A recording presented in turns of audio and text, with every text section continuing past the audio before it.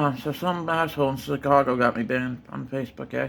Hope you guys like those lightning bolts. Those lightning bolts are tracking the people who are actually got me banned on Facebook by a false reporting yesterday, on July 4th. Those lightning bolts are going to keep staying around for a while, and they're going to try to hit the person who tried falsely got me banned on Facebook. FYI, that is actually encouraging violence. Because I'm actually going to hit you with a lightning bolt, or near hit you. I'm going to put the fear of God into you for lying.